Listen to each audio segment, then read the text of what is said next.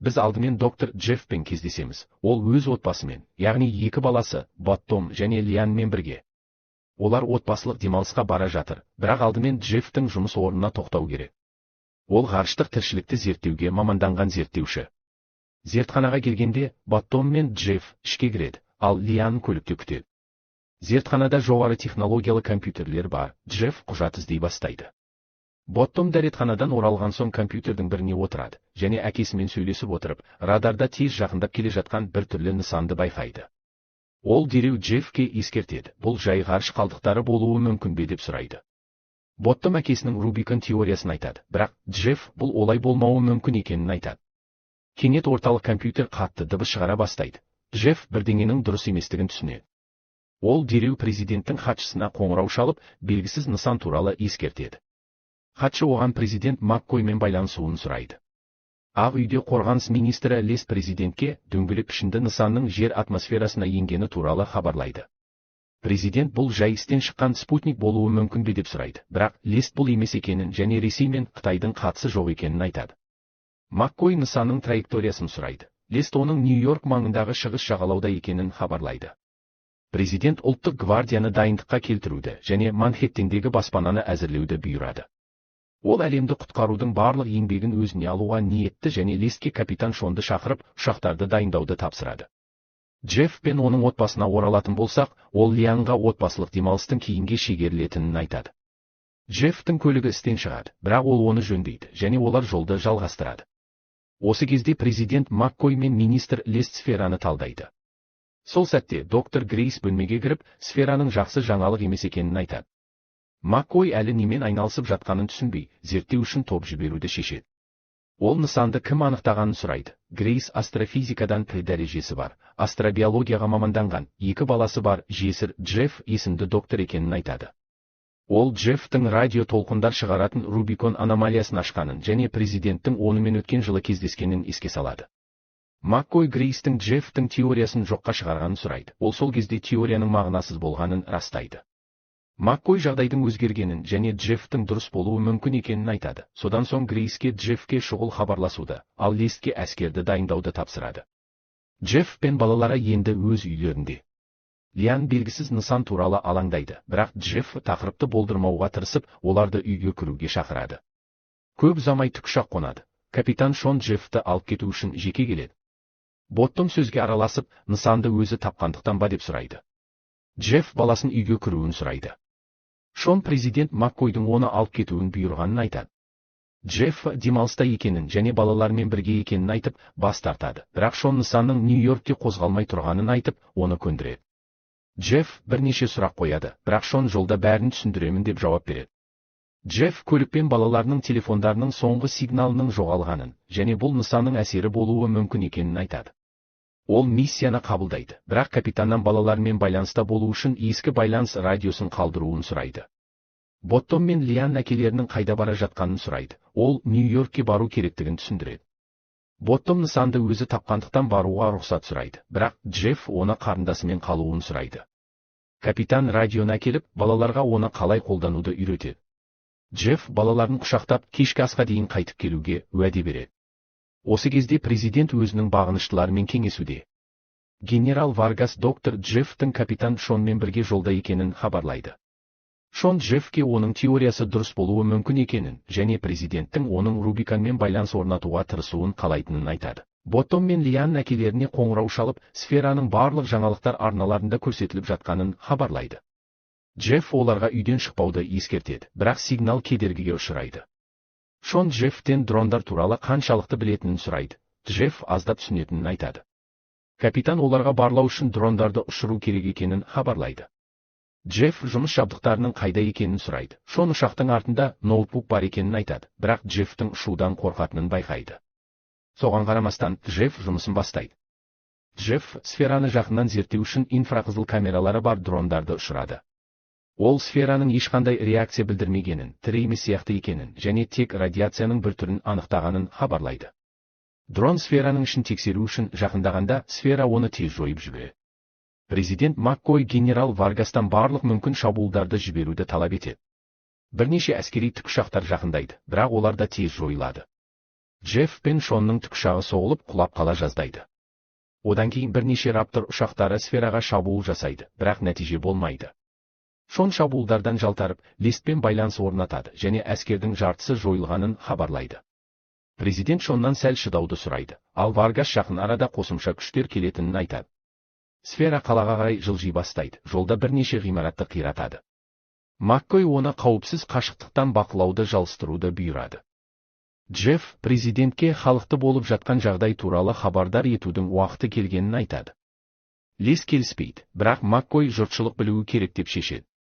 Тікұшақтан әлі эвакуацияланбаған көптеген бейбіт тұрғындарды көруге болады. Джефф дүрбіні алып, сфераға өте жақын екі сарбазды байқайды.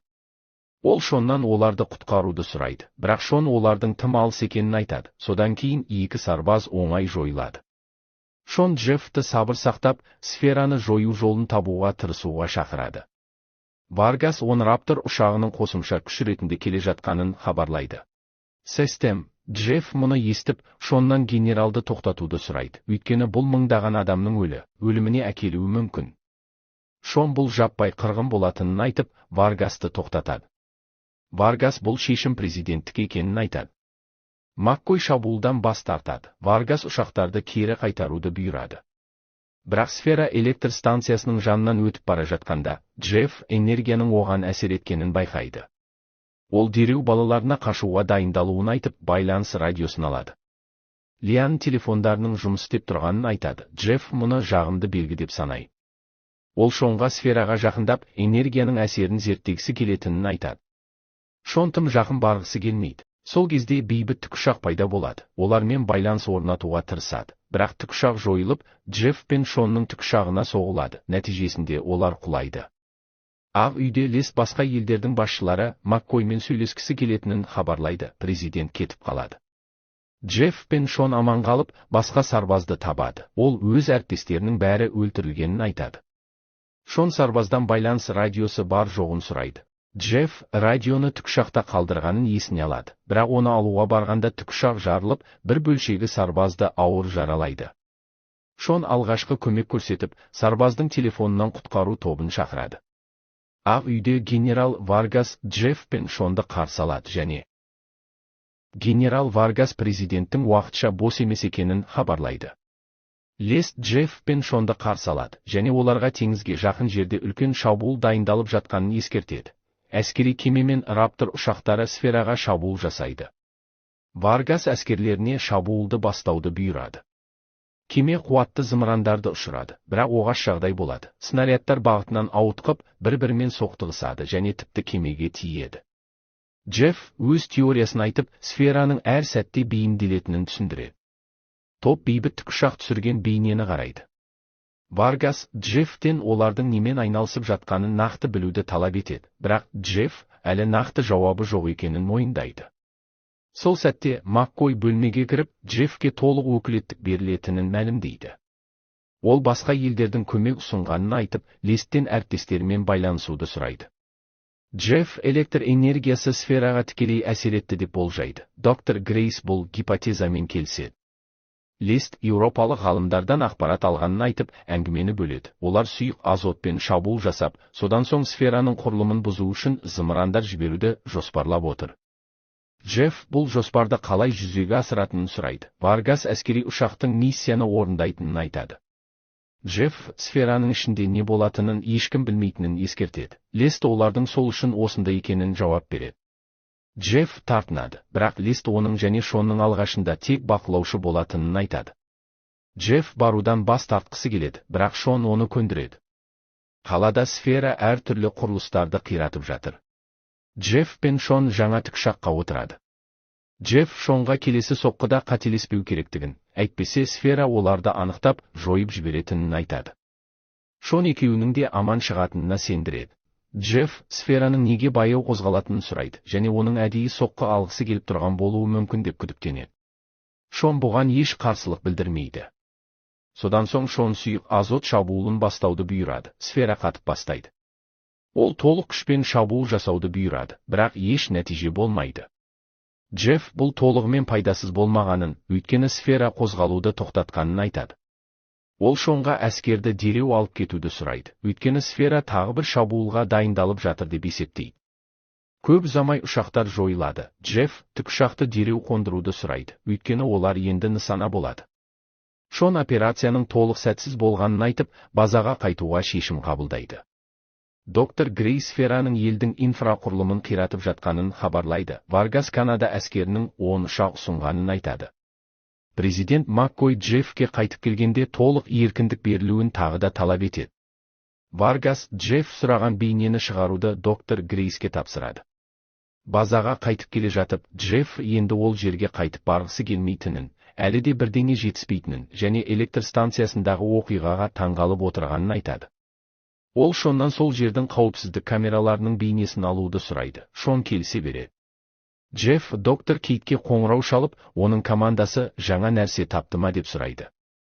Кейт ешкім ештеңе хабарламағанын айтады, бірақ Джеффтің Рубикон теориясы туралы сұрақтарына жауап беріп, оның дұрыс болуы мүмкін екенін және бұл байланыс орнату әрекеті болуы мүмкін екенін айтады. Көп ұзамай оның үстеліне жаңа ақпарат келеді. Жерге келген сфераға ұқсас тағы 10 сфера Юпитердің жанында айналып жүр. Бұл ақпарат дереу президенттік топқа жеткізіледі.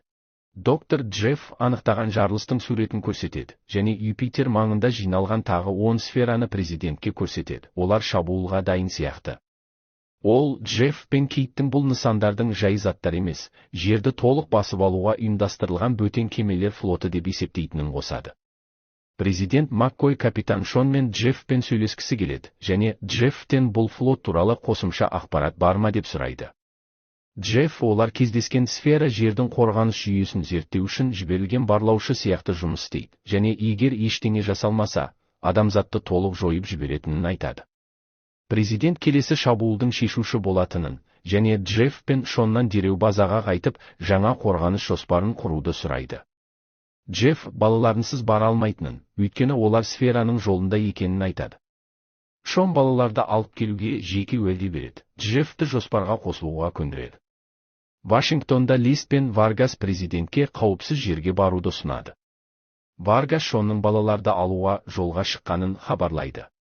Маккой жау кемесінің Астанаға жетуіне қанша уақыт қалғанын сұрайды. Варгас 1 сағаттай уақыт бар екенін айтады.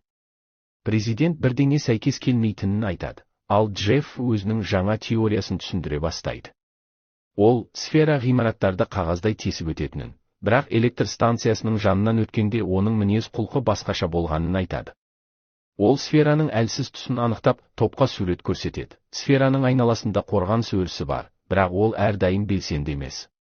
Варгас кеменің қорғаныс өрісін ұстап тұру үшін көп энергия жұмсайтынын, және қайта зарядтау кезінде осал болатынын айтады. Джефф бейнежазбадан өрістің қашан белсенді болып, қашан өшетінін дәлелдейтін бөліктерді көрсетеді, және сфераның бұл тосқауылды тек қауіп сезінгенде ғана қосатынын түсіндіреді. Ол сфераны жер асты бункеріне азғырып, оны қоршауға алып, қорғаныс өшірілген сәтте максималды күшпен шабуыл жасауды ұсынады. Сондай-ақ Джефф бункерде электромагниттік импульс генераторлары бар екенін, олардың кеменің өрісін шамадан тыс жүктеп, тұрақсыздандыра алатынын айтады. Варгас жоспардың қалған бөлігін президентке түсіндіреді. Шабуыл жоғары қарқынды электромагниттік импульстармен жасалады. Бұл қорғаныс өрісін әлсіретуі немесе өшіруі мүмкін. Президент шығындар туралы сұрайды. Варгас шабуылға қатысқан әскерлердің шамамен 80 өлуі мүмкін екенін айтады. Маккой Джеффтен жоспарға сенімді ме деп сұрайды. Джефф сенімді емес екенін, бірақ басқа амал жоқ екенін айтады. Варгас электромагниттік импульс жарылыстарын бастауды бұйырады. Сфера ақ үйге жақындағанда, шабуылдар оның құрылымын тұрақсыздандыра бастайды. Джефф электромагниттік толқындардың деңгейін арттыруды сұрайды. Сфера биіктікті жоғалтып, президенттік бункерге құлайды. Басқару бөлмесінде топ жоспардың жұмыс істегенін әлі білмейді, өйткені түтін көп және Шонмен байланыс үзілген. Маккой шабуылдарды жалғастыруды бұйырады. Бункерде жаңа жарылыстар болады. Варгас Шонмен байланысты қайта орнатуға тырысады. Сол сәтте сфера планетадан тыс жатқан бөтен флотқа тікелей байланыс сигналын жібереді. Президент жауынгерлердің өмірі туралы эмоционалды сөз сөйлейді. Көп ұзамай Варгас Ресейден оғаш сигналдар анықталғаны туралы хабар алады, ал Лист Қытайдың атмосфераға тағы 10 сфераның кіргенін растағанын хабарлайды. Көптеген басқа кемелер жерге жақындап келе жатқаны анықталады. Джефф олар бұрын байқаған қызыл жарқылдың шын мәнінде қосымша күштерді шақыру екенін растайды. Маккой Лесттен басқа әлем лидерлеріне электромагниттік жарылыс туралы дереу хабарлауды сұрайды. Жаңа сфералар шабуылын бастайды. Лест барлығына дереу эвакуациялануды, әлі уақыт бар екенін айтады, бірақ президент күреспей кетпейтінін мәлімдеп бас тартады. Ол бағыныштыларына қашуды бұйырады, бірақ олар планетаны соңына дейін қорғау үшін қалатынын айтып бас тартады. Джефф спутникте өте қуатты лазерлік қару бар екенін айтады және бұл жұмыс істеуі мүмкін деп болжайды. Бүкіл әлем шабуылға ұшырап жатыр. Маккой олар жердің соңғы үміті екенін және бұл нысандарды кез келген бағамен тоқтату керектігін айтады.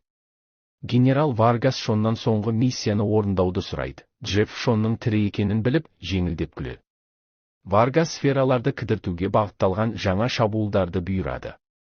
Лес спутниктегі қарулардың ешқашан сыналмағанын ескертіп, егер сәтсіздікке ұшыраса, жауларды ескертіп қана қоятынын айтады және президенттен жалғастыру керек пе деп сұрайды.